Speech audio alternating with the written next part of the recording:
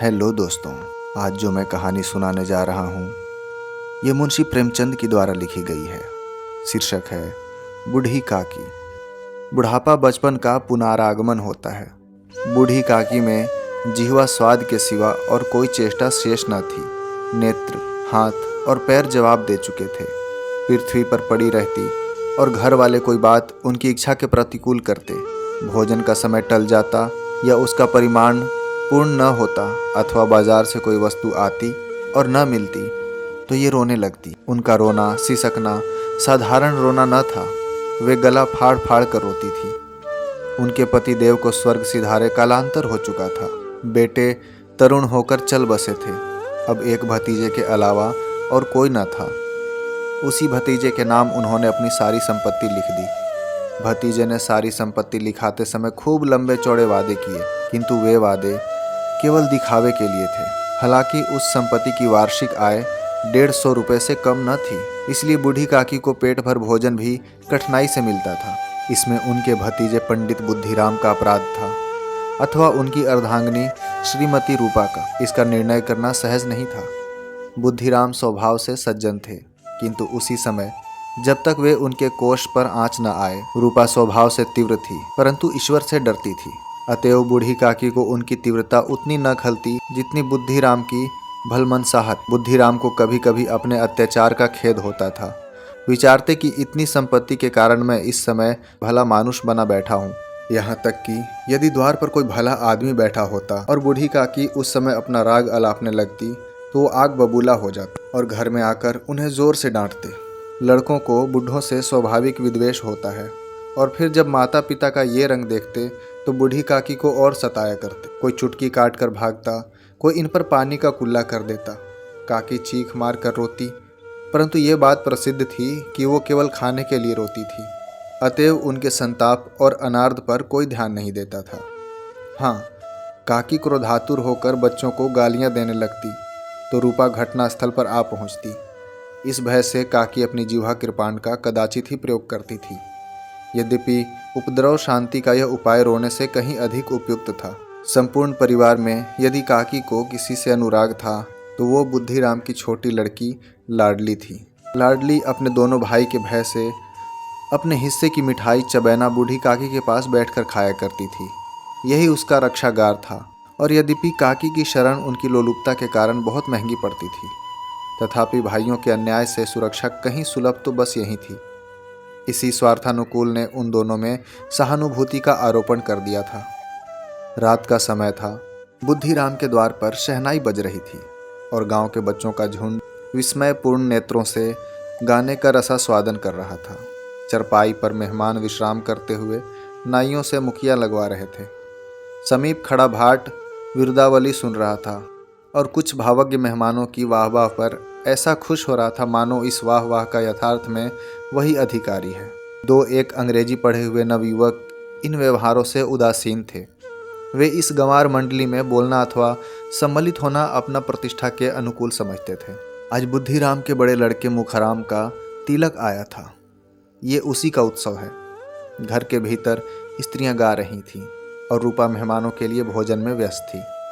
भट्टियों पर कड़ाह चढ़ रहे थे। एक में पूड़ियाँ कचौड़ियाँ निकल रही थी, दूसरे में अन्य पकवान बनते थे। एक बड़े हंडे में मसालेदार तरकारी पक रही थी। घी और मसाले की क्षुधावर्धक सुगंधी चारों तरफ फैली हुई थी। बूढ़ी काकी अपनी कोठरी में शोकमय विचार की भांति बैठी हुई थी। ये स्वाद मिश्रित सुगंध उन्हें बेचैन कर रही थी। वे मन ही मन विचार कर रही थी, संभवतः मुझे पूड़ियाँ न मिलेंगी। इतनी देर हो गई, कोई भोजन लेकर नहीं आया। मालूम होता है सब लोग भोजन कर चुके हैं, मेरे लिए कुछ न बचा। यह सोचकर उन्हें रोना आया, परंतु अब शकुन के भय से वो रो न सकी। आह, कैसी सुगंधी है! अब मुझे कौन पूछता है। जब रोटियों के ही लाले पड़े हैं तब ऐसे भाग्य कहाँ की भरपेट पूड़ियाँ ही मिले। ये विचार कर उन्हें रोना आया। कलेजे में हुक सी उठने लगी, परंतु रूपा के भय से उन्होंने फिर से मौन धारण कर लिया। बूढ़ी काकी देर तक इन्हीं दुखदायी विचारों में डूबी रही। घी और मसालों की सुगंध रह रहकर मन को आपे से बाहर किए देती थी। मुंह में पानी भर आता था। पूड़ियों का स्वाद स्मरण करके हृदय में गुदगुदी होने लगती थी। किसे पुकारूं? आई लाडली बेटी भी नहीं आई। दोनों छोकरे सदा दिक किए करते हैं, आज उनका भी कहीं पता नहीं। कुछ मालूम तो होता कि क्या बन रहा है। बूढ़ी काकी की कल्पना में पूड़ियों की तस्वीर नाचने लगी। खूब लाल फुली फुली नरम नरम होंगी। रूपा ने भली भांति भोजन किया होगा। कचौड़ियों में अजवाइन और इलायची की महक आ रही होगी। एक पूड़ी मिलती तो जरा हाथ में लेकर देखती। क्यों न चलकर कड़ाह के सामने ही बैठूं। पूड़ियाँ छन छन कर तैयार होंगी। कड़ाह से गरम गरम निकाल कर थाल में रखी जाती होंगी। फूल हम घर में भी सूंघ सकते हैं, परंतु वाटिका में कुछ और बात होती है। इस प्रकार निर्णय करके बूढ़ी काकी उकड़ू बैठकर हाथों के बल सरकती हुई बड़ी कठिनाई से चौखट से उतरी और धीरे धीरे रेंगती हुई कड़ाह के पास जा बैठी। यहाँ आने पर उन्हें उतना ही धैर्य हुआ जितना भूखे कुत्ते को खाने वाले के सम्मुख बैठने में होता है। रूपा उस समय कार्यभार से उद्विग्न हो रही थी। कभी इस कोठे में जाती, कभी उस कोठे में, कभी कड़ाह के पास जाती, कभी भंडार में जाती। किसी ने बाहर आकर कहा, महाराज ठंडई मांग रहे हैं, तो ठंडई देने लग गई। इतने में फिर किसी ने आकर कहा, भाट आया है, उसे कुछ दे दो। भाट के लिए सीधा निकाल रही थी। एक तीसरे आदमी ने आकर पुकारा, अभी भोजन तैयार होने में कितना विलंब है, जरा ढोल मजीरा उतार दो। बेचारी स्त्री अकेली दौड़ते दौड़ते व्याकुल हो रही थी, झुंझलाती थी, कुढ़ती थी, परंतु क्रोध प्रकट करने का अवसर न पाती थी। भय होता कहीं पड़ोसी ने यह न कहने लगी कि इतने में उबल पड़ी। प्यास से स्वयं कंठ सूख रहा था।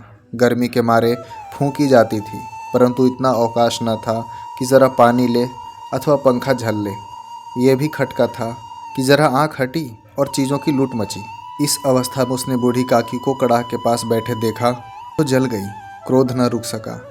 इतना भी ध्यान न रहा कि पड़ोसी ने बैठी हुई हैं, मन में क्या कहेंगी। पुरुषों में लोग सुनेंगे तो क्या कहेंगे। जिस प्रकार मेढक केंचुए पर झपटता है, उसी प्रकार वो बूढ़ी काकी पर झपटी और उन्हें दोनों हाथों से झटक कर बोली, ऐसे पेट में आग लगे या भाड़, कोठरी में बैठते हुए क्या दम घुटता था? अभी मेहमानों ने खाना नहीं खाया, भगवान को भोग नहीं लगा, तब तक धैर्य न हो सका? आकर छाती पर सवार हो गई। जल जाए ऐसी जीभ। दिन भर खाती न होती तो जाने किसकी हांडी में मुंह डालती। गांव देखेगा तो कहेगा कि बुढ़िया को भरपेट खाने को नहीं मिलता, तभी तो इस तरह मुंह बाए फिरती है। डायन न मरे न मंचा छोड़े, नाम बेचने पर लगी है। नाक कटवा कर दम लेगी। इतनी ठूंसती है, न जाने कहाँ भस्म हो जाता है। भला चाहती हो तो जाकर कोठरी में बैठो। जब घर के लोग खाने लगेंगे तब तुम्हें भी मिलेगा। तुम कोई देवी नहीं हो, चाहे किसी के मुंह में पानी न जाए, परंतु तुम्हारी पूजा पहले ही हो जाए। बूढ़ी काकी ने सिर उठाया, न रोई न बोली, चुपचाप रेंगती हुई कोठरी में चली गई। भोजन तैयार हो गया है। आंगन में पत्तलें पड़ गईं, मेहमान खाने लगे। स्त्रियों ने जेवनार गीत गाना आरंभ कर दिया। मेहमान के नाई और सेवकगण भी उसी मंडली के साथ, किंतु कुछ हटकर भोजन करने बैठे थे। परंतु सभ्यता अनुसार जब सब के सब खा न चुके हों, कोई नहीं उठ सकता। दो एक मेहमान जो कुछ पढ़े लिखे थे, सेवकों के दीर्घाहार पर झुंझला रहे थे। वे इस बंधन को व्यर्थ और बेकार बात समझते थे। बूढ़ी काकी अपनी कोठरी में जाकर पश्चाताप कर रही थी। मैं कहाँ से कहाँ आ गई। उन्हें रूपा पर क्रोध नहीं था, अपनी जल्दीबाजी पर दुख था। सच ही तो है, जब मेहमान लोग भोजन न कर चुकेंगे, घर वाले कैसे खाएंगे। मुझसे इतनी देर भी न रहा गया, सबके सामने पानी उतर गया। अब जब तक कोई बुलाने नहीं आएगा न जाऊंगी। मन ही मन इस प्रकार का विचार कर वो बुलाने की प्रतीक्षा करने लगी, परंतु घी की रुचिकर सुवास बड़ी धैर्य प्रतीक्षक प्रतीत हो रही थी। उन्हें एक एक पल एक एक युग के समान प्रतीत होता था। अब मेहमान आ गए होंगे, लोग हाथ पैर धो रहे हैं, नाई पानी दे रहा है, मालूम होता है लोग खाने बैठ गए। जेवनार गाया जा रहा है। ये विचार कर वो मन को बहलाने के लिए लेट गई। धीरे धीरे एक गीत गुनगुनाने लगी। उन्हें मालूम हुआ कि मुझे गाते देर हो गई। क्या इतनी देर तक लोग भोजन कर ही रहे होंगे? किसी की आवाज़ सुनाई नहीं देती। अवश्य ही लोग खा पी कर चले गए। मुझे कोई बुलाने नहीं आया है। रूपा चिढ़ गई है, क्या जाने न बुलाए। सोचती होंगी आप ही आवेंगी। वो कोई मेहमान तो नहीं जो उन्हें बुलाऊं। बूढ़ी काकी चलने को तैयार हुई, यह विश्वास करके कि 1 मिनट में पूड़ियाँ, मसालेदार तरकारियाँ सामने आएंगी। उन्होंने मन में तरह तरह के मंसूबे बांधे। पहले तरकारी से पूड़ियाँ खाऊंगी, फिर दही और शक्कर से कचौरियाँ रायते के साथ मज़ेदार मालूम होंगी। चाहे कोई बुरा माने या भला, मैं तो मांग मांग कर खाऊंगी। यही न लोग कहेंगे कि इन्हें विचार नहीं। कहा करें, इतने दिनों के बाद पूड़ियाँ मिल रही हैं तो मुंह जूठा करके थोड़ी उठ जाऊंगी। बूढ़ी काकी उकड़ू बैठकर सरकते हुए आंगन में आ गई। परंतु हाय दुर्भाग्य, अभिलाषा ने अपने पुराने स्वभाव के अनुसार समय की मिथ्या कल्पना की थी। मेहमान मंडली अभी बैठी हुई थी। कोई खाकर उंगलियां चाटता, कोई तिरछे नेत्रों से देखता था कि और लोग अभी खा रहे हैं या नहीं। कोई इस चिंता में था कि पत्तल पर पूड़ियां छूटी जाती हैं, इसी तरह उन्हें भीतर रख लेता। कोई दही खाकर चटकारता, परंतु दूसरा दोना मांगते संकोच करता। इतने में बूढ़ी काकी रेंगती हुई उनके बीच में आ पहुंची। कई आदमी चौंक कर उठ खड़े हुए, पुकारने लगे, अरे ये बुढ़िया कौन है? यहाँ कहाँ से आ गई? देखो किसी को छू न दे। पंडित बुद्धिराम काकी को देखते ही क्रोध से तिलमिला गए। पूड़ियों का थाल लिए खड़े थे। थाल को जमीन पर पटक दिया और जिस प्रकार निर्दयी महाजन अपने किसी बेईमान और भगोड़े कर्जदार को देखते ही उसका टेटुआ पकड़ लेता है, उसी तरह लपक कर उन्होंने काकी को दोनों हाथ से पकड़े और घसीटते हुए उन्हें लाकर अंधेरी कोठरी में धम से पटक दिया। आशा रूपी वाटिका लू के कारण एक ही झोंके में विनष्ट हो गई। मेहमानों ने भोजन किया, घर वालों ने भोजन किया, बाजे वाले, धोबी, चमार भी भोजन कर चुके, परंतु बूढ़ी काकी को किसी ने न पूछा।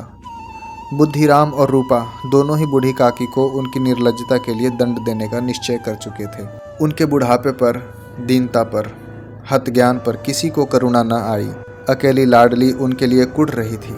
लाडली को काकी से अत्यंत प्रेम था। बेचारी भोली भाली लड़की थी। बाल विनोद और चंचलता की उसमें गंध तक न थी। दोनों बार जब माता पिता ने काकी को निर्दयता से घसीटा तो लाडली का हृदय ऐंठ कर रह गया। वो झुंझला रही थी कि हम लोग काकी को क्यों बहुत सी पूड़ियाँ नहीं देते? क्या मेहमान सब के सब खा जाएंगे? और यदि काकी ने मेहमानों से पहले खा लिया तो क्या बिगड़ जाएगा? वो काकी के पास जाकर उन्हें धैर्य देना चाहती थी, परंतु माता के भय से न जाती थी। उसने अपने हिस्से की पूड़ियाँ बिल्कुल न खाई। अपनी गुड़िया की पिटारी में बंद कर रखी थी। उन पूड़ियों को वो काकी के पास ले जाना चाहती थी। उसका हृदय अधीर हो रहा था। बूढ़ी काकी मेरी बात सुनते ही उठ बैठेंगी। पूड़ियाँ देखकर कैसी प्रसन्न होंगी, मुझे खूब प्यार करेंगी। रात को 11 बज गए थे। रूपा आंगन में पड़ी सो रही थी। लाडली की आंखों में नींद न आती थी। काकी को पूड़ियाँ खिलाने की खुशी उसे सोने न देती थी। उसने गुड़ियों की पिटारी सामने रखी थी। जब उसे विश्वास हो गया कि अम्मा सो रही हैं तो चुपके से उठी और विचारने लगी, कैसे चलूं? चारों ओर अंधेरा था। केवल चूल्हों में आग चमक रही थी और चूल्हों के पास एक कुत्ता लेटा हुआ था। लाडली की दृष्टि सामने वाले नीम पर गई। उसे मालूम हुआ कि उस पर हनुमान जी बैठे हुए हैं। उनकी पूंछ, उनकी गदा वो स्पष्ट दिखलाई दे रही थी। मारे भय के उसने आंखें बंद कर ली। इतने में कुत्ता उठ बैठा। लाडली को ढाढ़स हुआ। कई सोए हुए मनुष्यों के बदले एक भागता हुआ कुत्ता उसके लिए आर्थिक धैर्य का कारण हुआ। उसने पिटारी उठाई और बूढ़ी काकी की कोठरी की ओर चल पड़ी। बूढ़ी काकी को केवल इतना स्मरण था कि किसी ने मेरे हाथ पकड़कर घसीटे। फिर ऐसा मालूम हुआ कि जैसे कोई पहाड़ पर उड़ाए लिए जाता है। उनके पैर बार बार पत्थरों से टकराए, तब किसी ने उन्हें पहाड़ से पटका। वे मूर्छित हो गए। जब वे सचेत हुई तो किसी की जरा आहट न मिली। समझी कि सब लोग खा पी कर सो गए और उनके साथ मेरी तकदीर भी सो गई। रात कैसे कटेगी? राम, क्या खाऊं? पेट में अग्नि धधक रही है। किसी ने मेरी सुध ही न ली। क्या मेरा पेट काटने से धन जुड़ जाएगा? इन लोगों को इतनी भी दया नहीं आती कि न जाने बुढ़िया कब मर जाए, उसका जी क्यों दुखावें। मैं पेट की रोटियां खाती हूँ कि कुछ और? इस पर यह हाल है। मैं अंधी अपाहिज ठहरी, न कुछ सुनूं न बूझूं। यदि आंगन में चली गई तो क्या बुद्धिराम से इतना कहते न बना था कि काकी अभी लोग खाना खा रहे हैं, फिर आना? मुझे घसीटा, पटका। उन्हीं पूड़ियों के लिए रूपा ने सबके सामने गालियां दी। उन्हीं पूड़ियों के लिए इतनी दुर्गति करने पर भी उनका पत्थर का कलेजा न पसीजा। सबको खिलाया, मेरी बात तक न पूछी। जब तभी न दी तो अब क्या देंगी? ये विचार कर काकी निराशमय संतोष के साथ लेट गई। ग्लानि से गला भर भर आता था, परंतु मेहमानों के भय से न रोती थी। सहसा कानों में आवाज आई, काकी उठो, मैं पूड़ियाँ लाई हूँ। काकी ने लाडली की बोली पहचानी, झटपट उठ बैठी, दोनों हाथों से लाडली को टटोला और उसे गोद में बिठा लिया। लाडली ने पूड़ियाँ निकाल कर दी। काकी ने पूछा, क्या तुम्हारे अम्मा ने दी हैं? लाडली ने कहा, नहीं, ये मेरे हिस्से की हैं। काकी पूड़ियों पर टूट पड़ी। 5 मिनट में पिटारी खाली हो गई। लाडली ने पूछा, काकी पेट भर गया? जैसे थोड़ी सी वर्षा ठंडक के स्थान पर और भी गर्मी पैदा कर देती है, उसी भांति इन थोड़ी सी पूड़ियों ने काकी की क्षुधा को और बढ़ा दिया था। बोली, नहीं बेटी, जाकर अम्मा से और मांग लाओ ना। लाडली ने कहा, अम्मा सोती हैं, जाऊंगी तो मारेंगी। काकी ने पिटारी को फिर से टटोला। उसमें कुछ खुरचन गिरी थी, बार बार होठ चाटती थी और चटकारे भरती थी। हृदय महसूस रहा था कि और पूड़ियाँ कैसे पाऊं। संतोष सेतु जब टूट जाता है तब इच्छा का बहाव अपरिमित हो जाता है। मत वालों को मद का स्मरण करना उन्हें मदांध बनाता है। काकी का अधीर मन इच्छाओं के प्रबल प्रवाह में बह गया। उचित और अनुचित विचार जाता रहा। कुछ देर तक उस इच्छा को रोकती रही। सहसा लाडली से बोली, मेरा हाथ पकड़कर वहां ले चलो जहां मेहमानों ने बैठकर भोजन किया है। लाडली उनका अभिप्राय न समझ सकी। उसने काकी का हाथ पकड़ा और जाकर जूठे पतलों के पास बिठा दिया। दीन, क्षुधातुर, हतज्ञान बुढ़िया पतलों से पोड़ियों के टुकड़े चुन चुन कर भक्षण करने लगी। ओह, दही कितना स्वादिष्ट था, कचौरियाँ कितनी सलोनी, खस्ता कितने सुकोमल।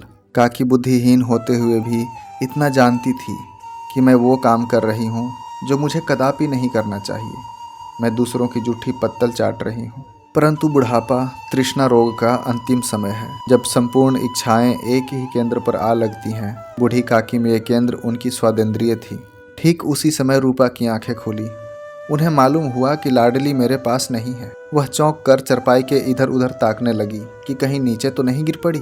उसे वहां न पाकर वो उठी तो क्या देखती है कि लाडली जूठे पतलों के पास चुपचाप खड़ी है और बूढ़ी काकी पतलों पर से पूड़ियों के टुकड़े उठा उठा कर खा रही है। रूपा का हृदय सन्न हो गया।